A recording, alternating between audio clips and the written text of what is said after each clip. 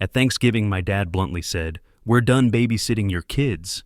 I smirked and said, "Seriously? Fine, I'll stop doing all the repairs around your house." Then I walked out.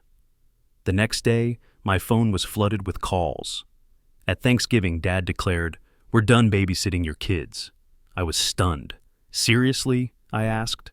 Without another word, I stopped the repairs on their house and left the next morning. My phone immediately started blowing up. Thanksgiving was meant to be a time to gather, to enjoy good food, to take a break from everything. But that night turned into a nightmare. We were all gathered at Mom and Dad's new house, the one I had spent the past 2 months fixing up for them.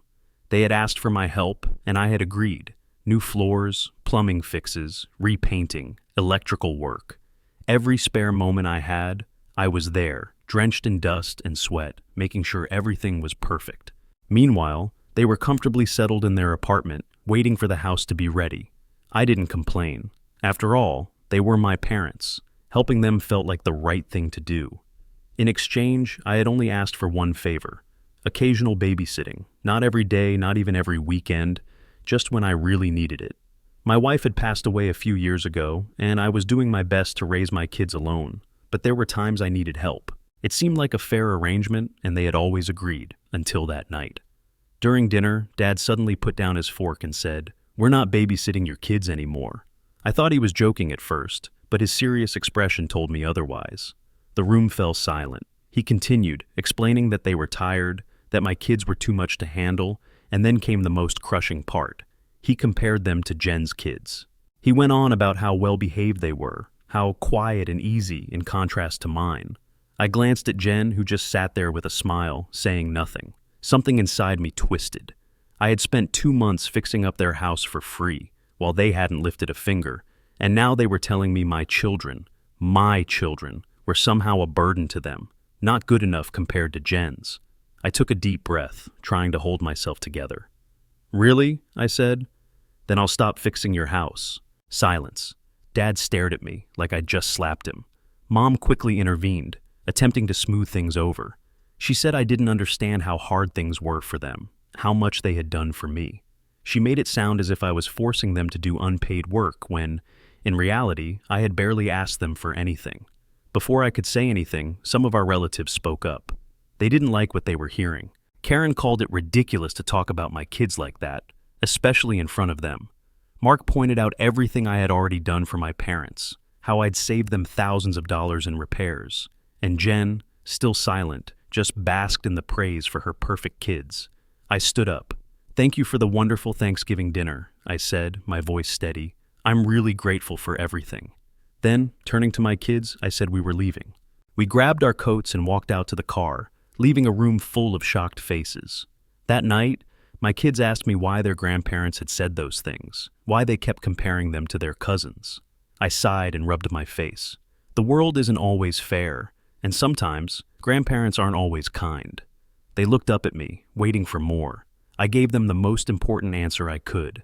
But I love you both more than anything. Exhausted, I went to bed that night. I had no regrets, but it still stung.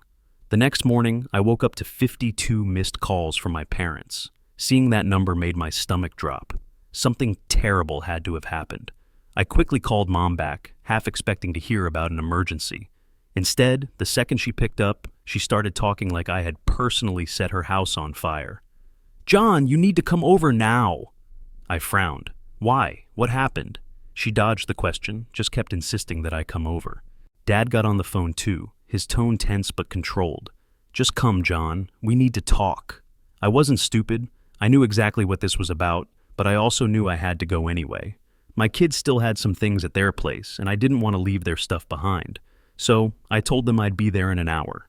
When I walked into their apartment, I could immediately tell that things had not calmed down overnight.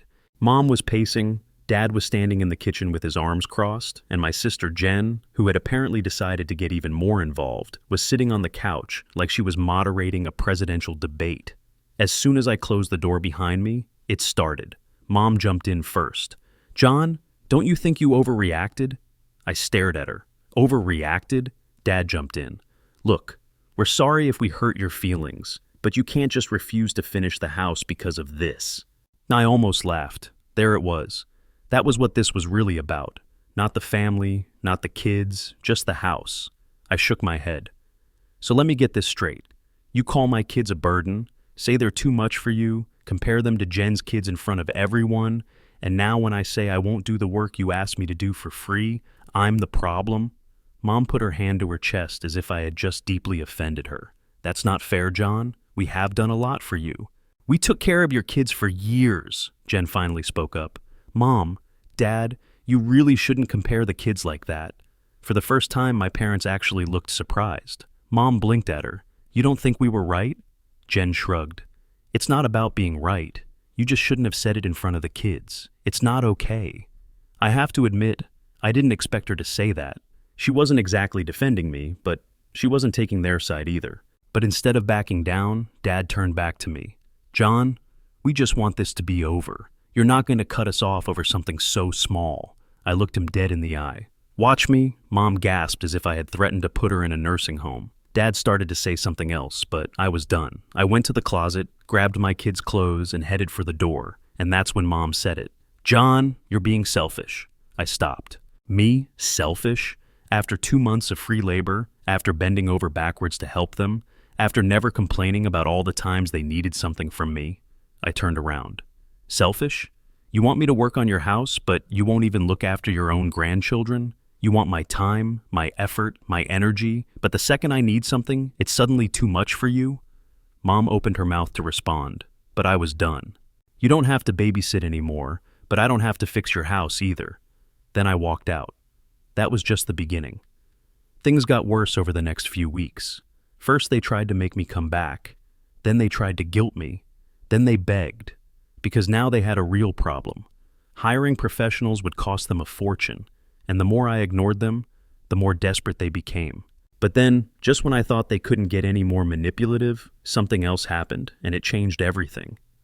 For the first few days after that fight, I ignored their calls. They texted, I ignored those too. Then came the guilt tripping. First, Mom tried the classic, "We're getting old, John, we won't be around forever" speech. Then Dad sent me a long message about family loyalty and how I was being unreasonable over a small misunderstanding. Meanwhile, my sister stayed mostly quiet. I figured she was trying to stay out of it, but at least she had spoken up a little during the argument. Then, about a week after Thanksgiving, I got a message from Dad that actually made me laugh. John, we forgive you. Can you come finish the house this weekend? Forgive me? I didn't even reply. That's when they shifted strategies. At first, they tried bribing me. Mom called and said they'd start babysitting again if I finished the house. I told her no. Then Dad texted me that they'd consider helping with the kids if I came over to talk things out. I told him no. Then they sent Jen to try. She called me one night and started with small talk, asking about the kids. Then casually she said, "You know, maybe you should just finish the house. They're being stubborn, but it's probably easier if you just get it done." I laughed. So, I do free labor, and in return they insult my kids, and you think I'm the one who should back down? She hesitated. I mean, it's their house, John. They're just stuck in their ways. You know how they are. I do. That's why I'm not doing it. She sighed. Look, I get it, okay? But they're never going to admit they were wrong. They're our parents. That hit me. She knew they were wrong. She wasn't even trying to deny it, but she also knew they would never say it out loud. I told her I had to go and hung up.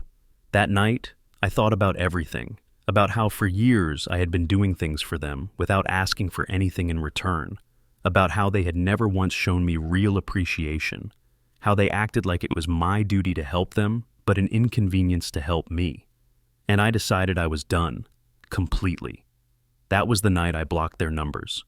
2 days later, Jen showed up at my apartment unannounced. I opened the door and saw her standing there, looking uncomfortable. "We need to talk," she said. I let her in.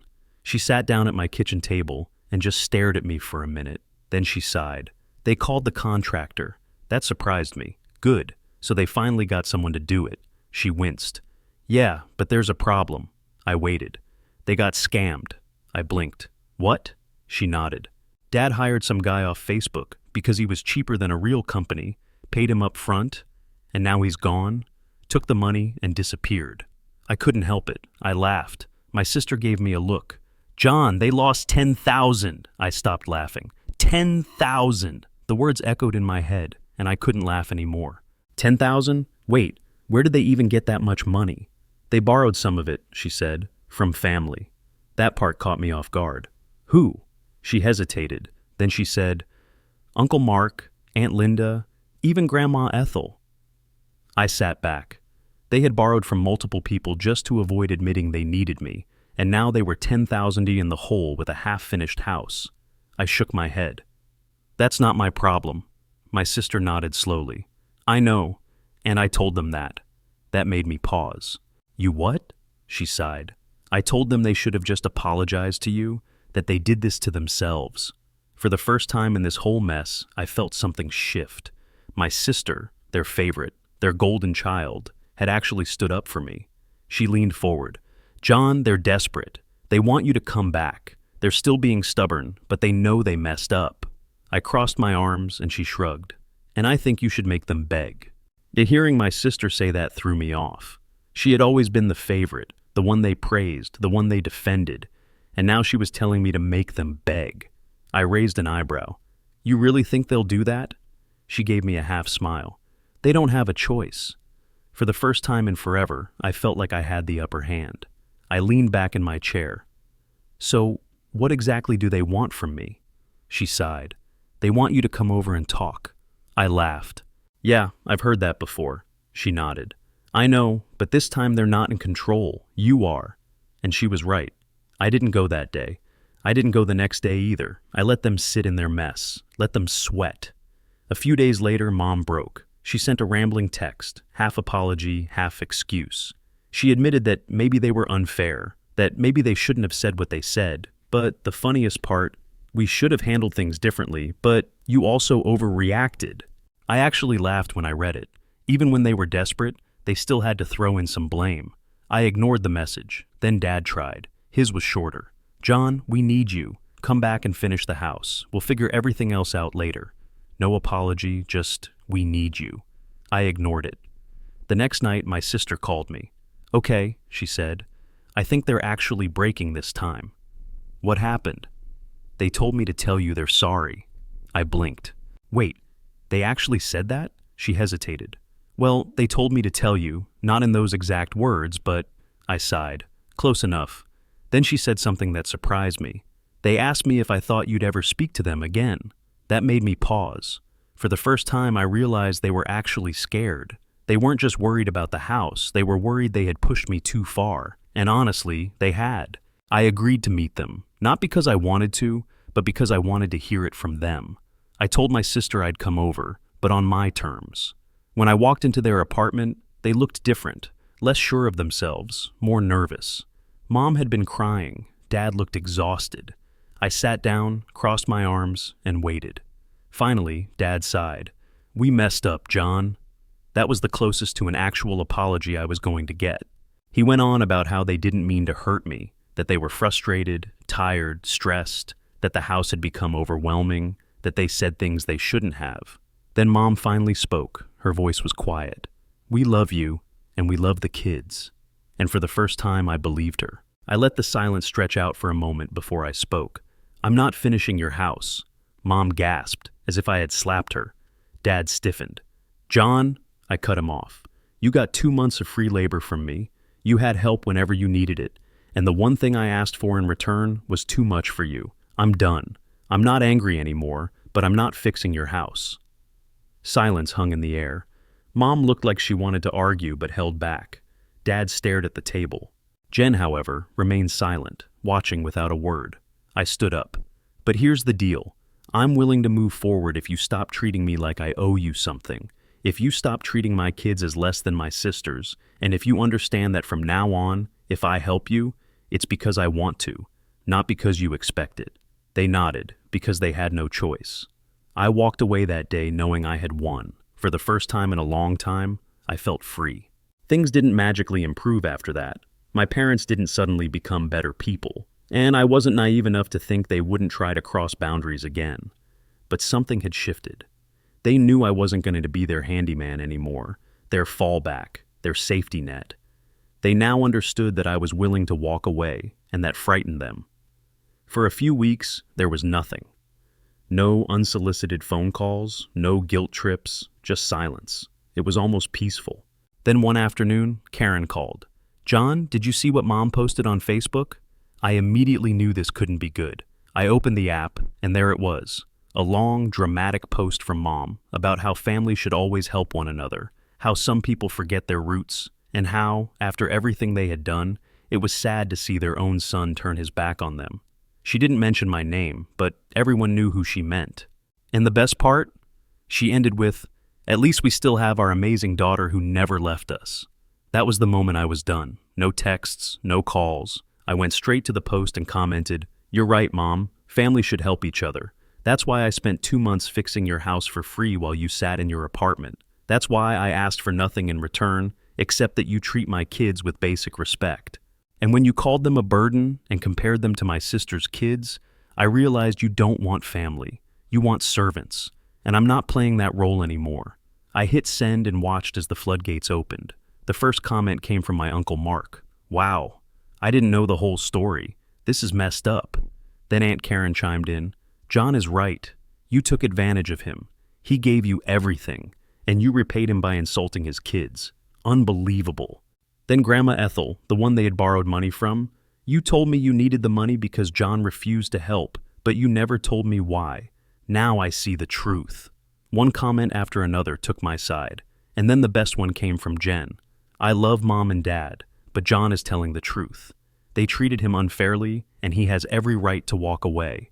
Jen, the golden child, the one they always favored, the one they always supported. She didn't defend them either. I sat back and watched as my parents' reputation crumbled in real time. About an hour later, the post was deleted. Mom tried to call. I didn't answer. Then came a text. "Was that necessary?" I replied, "Was your post necessary?" Silence. A few days later, Dad finally relented. He sent me a message. "We were wrong. We're sorry." No excuses, no blame, just those words. Honestly, that was all I needed.